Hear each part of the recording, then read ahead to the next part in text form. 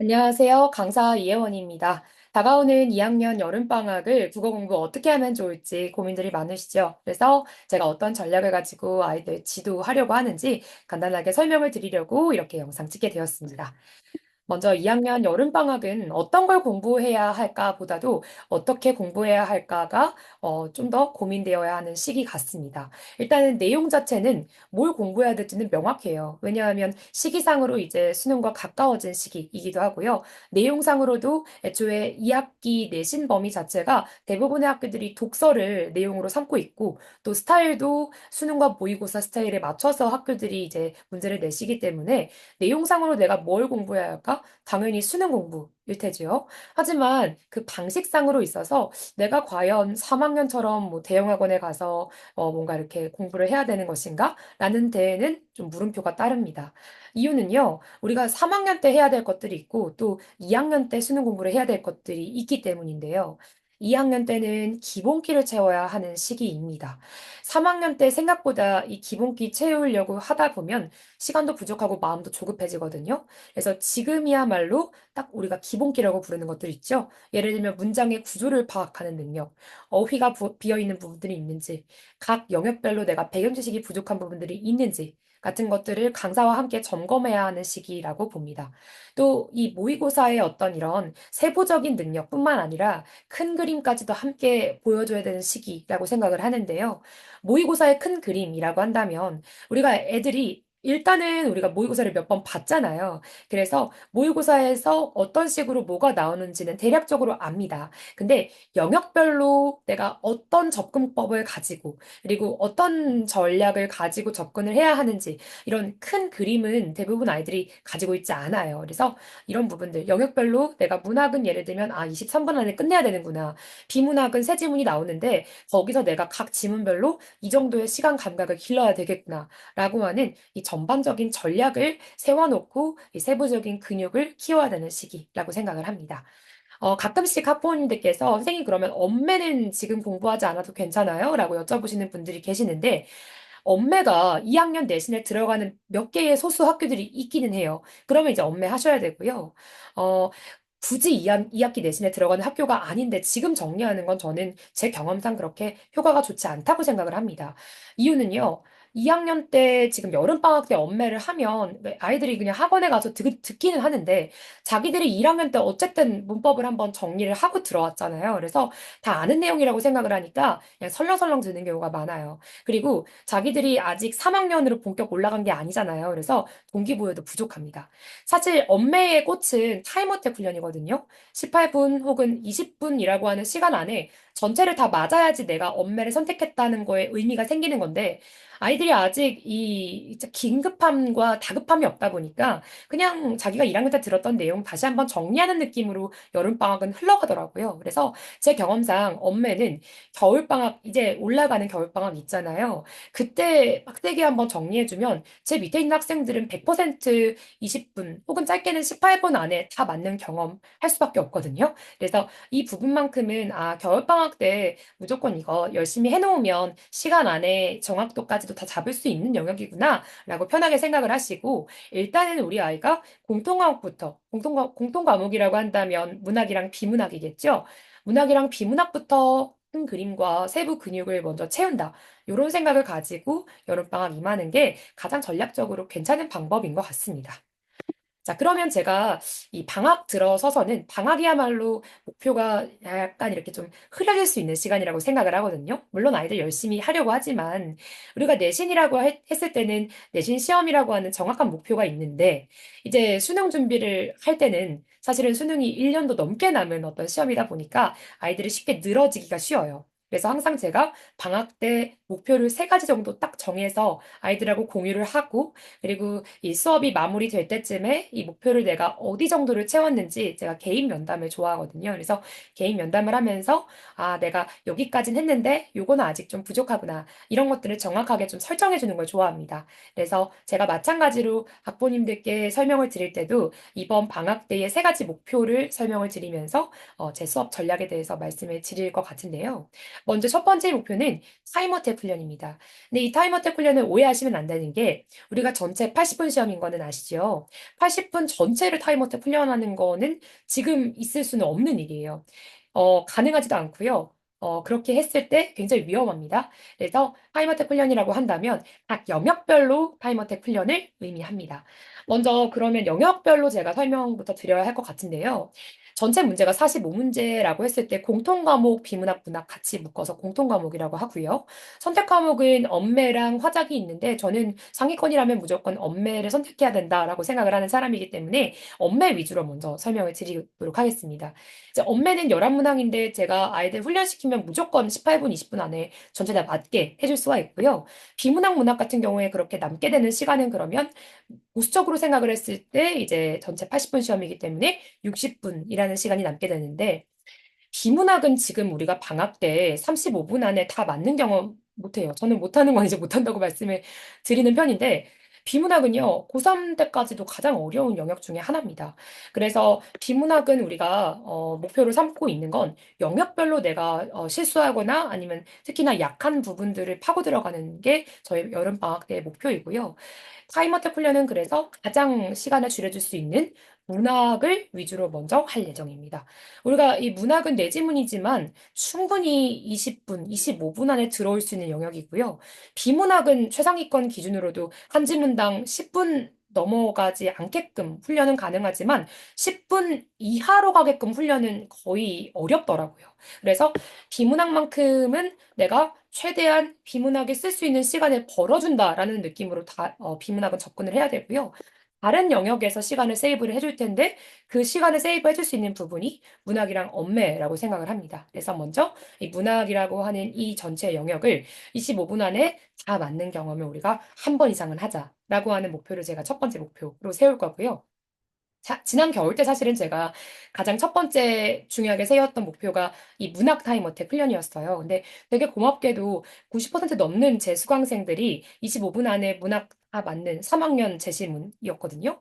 근데 다 맞는 경험을 한 번 이상은 하고 이제 종강을 했고 실제로 이렇게 경험을 한번 해놓으면 아이들이 이 안정이 많이 돼요. 이제 심정적으로 이 국어라고 하는 시험이 변수가 너무 많잖아요. 영역도 많고요. 그리고 문제수도 많고 텍스트도 많은 영역이기 때문에 한번 말리면은 이게 걷잡을 수 없이 이제 뒤통수를 치는 영역이란 말이죠. 그래서 아이들이 되게 두려워하는 부분들도 되게 큰 어떤 과목이라고 생각을 하는데 그랬을 때 이 플랜 A, B, C를 좀 이게 철저하게 세워가지고 영역별로 내가 이 시간 감각을 길러주는 게 그런 어떤 긴장 완화에 상당히 큰 도움이 된다는 걸 제가 경험으로 알고 있습니다. 그래서 적어도 이 비문학은 내가 정확하게 어떤 시간을 줄일 수는 없어도 문학 언매만큼은 시간 감각 가지고 가는 게 너무 중요하다고 저는 생각을 합니다.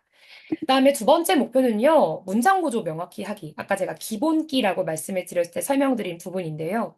우리가 이 문장 구조를 아이들이 간과를 많이 해요. 특히나 이 영어는 문장 구조, 뭐 1형식, 5형식 이런 것들 정말 열심히 공부를 하는데 이 국어니까 문장 구조 내가 그냥 읽으면은 알아서 내용 들어오겠지? 라고 생각하는 아이들이 많습니다. 근데 그런 아이들의 뒤통수를 친 게 제가 이제 문제 예시를 가져온 게 이번 2학년 6월 모의고사 문제예요. 문학에서 오답률이 첫 번째, 두 번째로 높았던 문제로 제가 기억을 하는데, 37번에 오답으로 정말 많이 나왔던 게 3번 문제였어요. 근데 이 3번 문제의 오답이 왜 나왔는지를 분석을 하면, 아, 어떤 부분이 부족하구나라는 게 확 눈에 들어오실 것 같아서 제가 이 예시를 가져왔는데요. 이게 이제 나지문이요. 그렇게 어려운 시가 아니었습니다. 애초에 보기에서도 설명을 충분히 해줬고요. 이 내용이라고 한다면 제가 간략하게 말씀을 드리면, 이 꿈을 꾸는 사람들을 비웃는 세태가 있어요. 저 사람 꿈을 너무 순수하게 꾼다. 이렇게 우리 지금 현대 사회는 비웃죠. 근데 그런 비웃는 세태에 맞서서 화자는 꿈을 포기하지 않고 싶은 의지를 가지고 있는 사람입니다. 주제의식이 굉장히 명확한 시라고 할 수가 있겠고요. 자, 그랬을 때 아이들이 왜 3번으로 오답이 많이 나왔을까?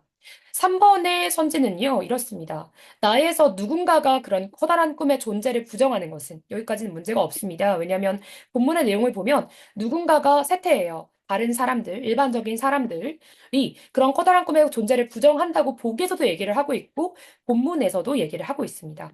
그렇게 부정하는 건 화자가 희망에 대한 불신을 마주하고 있음을 보여주는군. 까지 읽고 아이들이 이건 틀렸어. 왜냐하면 화자는 희망에 대한 불신을 가지고 있는 사람이 아니라 희망에 대한 불신에 맞서서 의지를 가지고 있는 사람이거든. 이라고 생각을 해서 정말 많은 아이들이 이 문제를 틀렸으면 아마 90% 넘게 3번으로 갔을 텐데 3번으로 가고 시간이 없으니까 4번, 5번 안 보고 넘어가서 문제를 틀렸어요. 이거는 뭐 상위권 아이들도 선생님 저 문학 한 문제 틀렸어요. 뭐 틀렸어? 37번이요. 무조건 3번. 이렇게 나왔거든요. 아이들이 왜 틀렸는지 제가 설명을 한번 드려볼게요. 화자가 희망에 대한 불신을 마주한다? 아니죠. 사실은 우리 문장 구조에 대한 이해가 정확하다면 우리 문장에서 가장 중요한 건 서술어, 그리고 주어입니다. 여기서 두 번째 문장에서 우리가 검증을 할 때는 항상 그래서 서술어 중심으로 검증을 해야 되는데 마주한다라고 하는 서술어에 걸리는 건 화자예요. 화자가 마주하는 거예요. 뭘 마주하냐면 세상이 희망에 대한 불신을 하는 걸 마주하고 있는 거예요. 정확히 맞는 선지인 거죠. 왜냐하면 희망에 대한 불신에 맞닥뜨리는 거니까요. 여기서 3번으로 들어간 아이들은 두 가지의 이유가 있습니다. 첫 번째는 문장 구조, 즉 서술어 중심으로 파악하는 게 연습이 안 된 친구들이에요. 그냥 감으로만 문장 구조 파악하는 거예요. 두 번째는 마주한다라고 하는 어휘의 반응이 제대로 안 된 경우예요.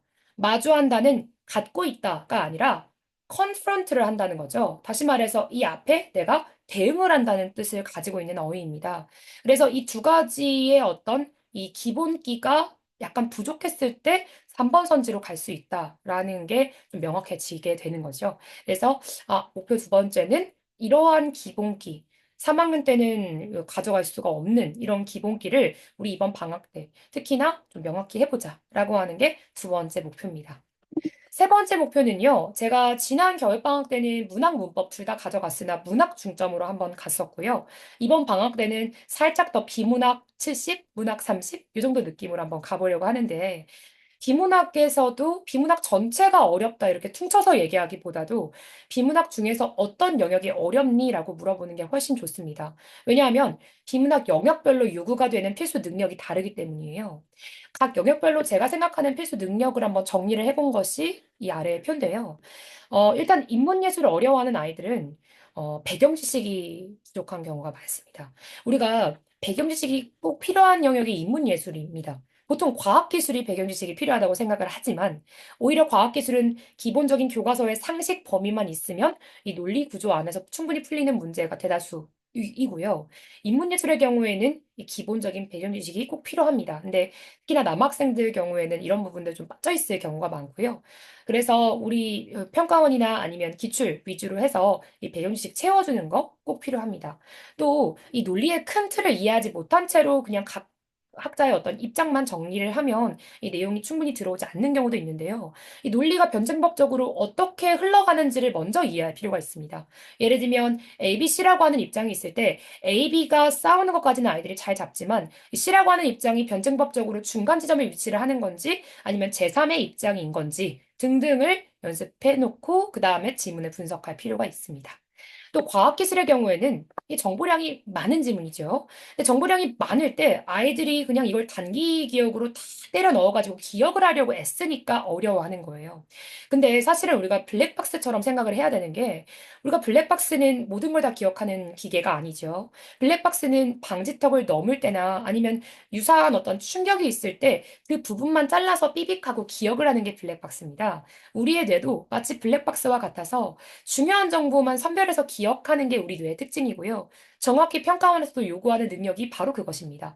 모든 정보를 다 기억해라가 아니라 중요한 정보랑 중요하지 않은 정보를 선별해라가 중요한 어떤 이 덕목이라고 할 수 있기 때문에 어떤 정보량이 많은 지문에 있어서 우리가 접근해야 되는 접근법은 뭐냐면요. 어떤 정보가 중요하고 어떤 정보가 그 중요한 정보 밑에 들어가고 중요하지 않은지를 걸러내는 능력이 훨씬 중요합니다. 그래서 이 능력 위주로 우리가 과학기술을 접근했을 때 훨씬 더 효과적으로 우리가 이 과학기술 영역을 좀 정복을 해볼 수가 있겠고요. 또 과학기술은 정보량이 많기 때문에 그래프나 그림이 많이 나오는데 특히 이 보기 문제에서 아이들 오답 몰려 있는 경우가 많아요. 그랬을 때는 그래프랑 그림을 해석하는 능력이 부족할 수도 있는 거거든요. 그래서 이 글의 내용을 그래프랑 그림에 접목하는 능력 따로 떼가지고 길러볼 필요가 있습니다. 마지막으로 사회랑 법인데요. 사회랑 법 중에서 특히나 아이들이 많이 어려워하는 부분이 법입니다. 법도 마찬가지로 과학기술처럼 정보량이 많기도 하지만 아이들이 특히 어려워하는 이유는 일상어랑 법 용어가 구분이 안 돼요. 이게 정확하게 용어에 접근하는 방법도 달라야 하거든요. 그래서 이런 부분들 우리가 넣어야 되고요. 또 이 법이라고 하는 건 전체 국민에 다 적용되는 법은 헌법밖에 없지 않습니까? 이 법마다 적용되는 대상과 적용하는 주체가 다르고요. 이 적용을 하기 위해서 필요한 요건이 있습니다. 근데 이 요건이 적용되는 순서가 또 정확히 필요합니다. 그래서 이 요건이 적용되는 순서와 기한이나 이런 것들을 마치 우리가 이 기술 과정에서 이 순서도 그리잖아요. 순서도처럼 기억을 할 필요가 있는데 이런 부분을 순서도 그려가면서 연습하는 부분이 꼭 필요하다고 생각을 합니다. 사실은 우리가 사회에 나와서 필요한 덕목은 이 법을 우리가 뭐 판사 되려고 이 법 지문을 공부를 하는 게 아니라 우리가 인터넷만 치면은 이 법의 내용과 요건이 다 나와 있는 세상에서 이거를 우리가 일반 지식인으로서 이 정보를 선별해서 내 걸로 적용하는 게 훨씬 중요하기 때문에 이 법을 적용하는 요건이나 기한 같은 것들을 정확히 순서대로 정리하는 능력이 필요하다라고 할 수 있겠습니다. 그래서 비문학 어려워요. 이렇게 퉁치지 말고 어떤 영역에서 어떤 능력이 특히 부족한지를 세부적으로 좁혀주는 게 이번 방학 때 제가 세 번째로 목표로 삼고 있는 부분 중에 하나입니다. 이렇게 되면 제가 세 가지 목표 정리를 해봤는데요. 그렇게 해서 제가 이 수업을 만들어 본 게 고등학교 2학년 문풀심화반입니다. 주 1회로 5일차 수업으로 제가 기획을 하고 있고요. 먼저 반에 딱 들어오면 고3 진입 제시문으로 저희가 자체 제작 교재로 학부 모의고사를 먼저 봅니다. 그리고 나서 각 영역별로 제가 목표별로, 테마별로 들어가서 깊이 있게 해설을 해 나가고 이제 공부를 하는 그런 방식으로 제가 수업을 구상을 하고 있고요. 매주 이감 주간지로 숙제를 대체를 하고 또 주간지뿐만 아니라 저희가 매주 매주 나가는 제시문들 분석해오는 것들도 따로 숙제로 내서 꼼꼼하게 밀착 관리하려고 제가 정원도 15명으로 학원에 이제 요청을 해서 걸어놓은 상태이고요. 이 반은 이제 토요일 6시 반이랑 일요일 2시 반 이렇게 이제 나뉘어져 있으니까 각 시간에 맞춰서 스케줄 짜시면 좋을 것 같습니다. 제가 직접 운영하는 클리닉은 수요일하고 목요일 시간은 이렇게 되고요. 조교 클리닉을 제가 이번에 좀 확장을 했습니다. 이유는 따로 우리가 조교 클리닉은 마치 관리형 독서실처럼 이용을 하면 너무 좋겠다는 생각이 들어서요. 이제 국어만큼은 여기서 조교 클리닉에 와서 숙제 여기서 끝내고 간다 이런 생각 하셔도 괜찮을 것 같아요. 그래서 조교한테 선생님 제가 오늘 여기서부터 여기까지 공부할 겁니다라고 목표를 줘놓고요. 그 다음에 자기가 여기서 숙제, 국어 숙제 하다가 모르는 거 있으면 조교한테 간단한 것들은 질문을 하고 또 제 클리닉 시간에서는 조금 더 깊이 있는 질문들 소화하고 이렇게 해서 청계고원에서 그냥 국어를 좀 끝내본다라는 생각을 가지는 게 훨씬 마음도 편하고 정확하게 좀 설정할 수 있는 부분도 있기 때문에 적극 활용하시면 좋을 것 같다는 생각에 조교 클리닉도 좀 이렇게 확장을 한번 해봤습니다.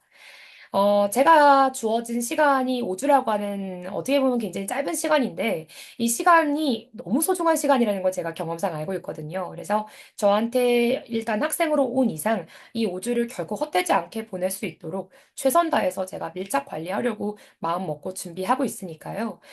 믿고 보내주시면 최선 다해서 아이들 부족한 부분들, 3학년 때 할 수 없는 부분들 위주로 해서 꼼꼼히 채워서 보내겠습니다. 이렇게 되면 제가 이렇게 말씀드리고 싶은 내용들은 다 말씀해 드린 것 같은데요. 긴 시간 설명 들어주셔서 진심으로 감사드립니다. 네, 고맙습니다.